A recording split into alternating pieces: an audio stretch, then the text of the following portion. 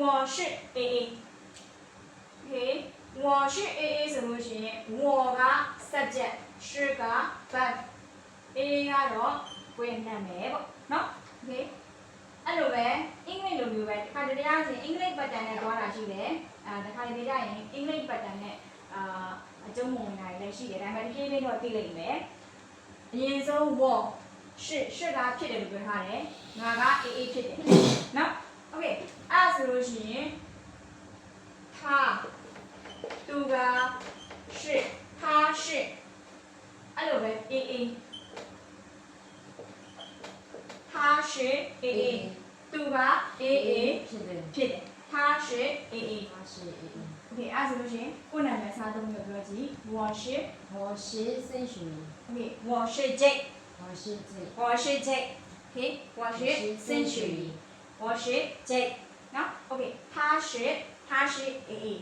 他是 AA သူက AA နော်他是 AA သူက AA အဲ့ဆိုလို့ရှိရင်ဒီနေ့ဝါကြသုံးလို့ရှိသိသွားပြီ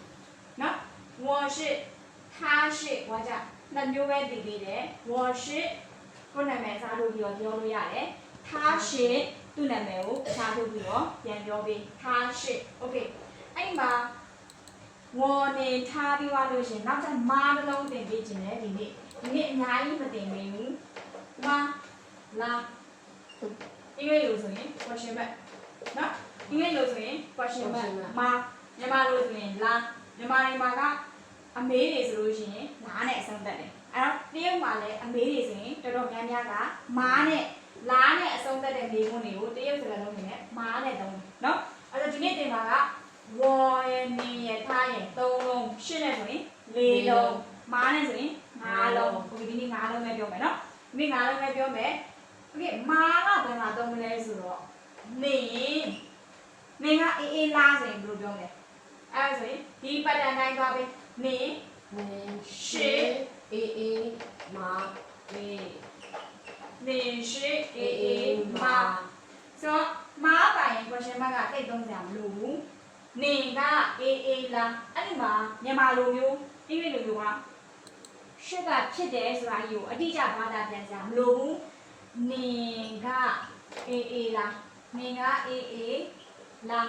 နော်အဲ့ဆိုငါက AA သူက AA နေက AA လားဟုတ်နော် OK အဲ့ဆိုလို့ရှိရင်我是 Jake နော်你是孙雪怡吗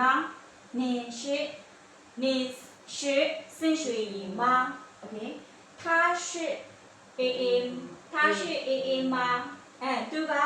AA လားသူကအောင်လား他是 AA 妈ရတယ်ကြိုက်တဲ့လူအစားထိုးလို့ရတယ်โอเคသူကအောင်လားသူကအောင်လားဟုတ်နော်ဒီနေ့ငါးလုံးပဲ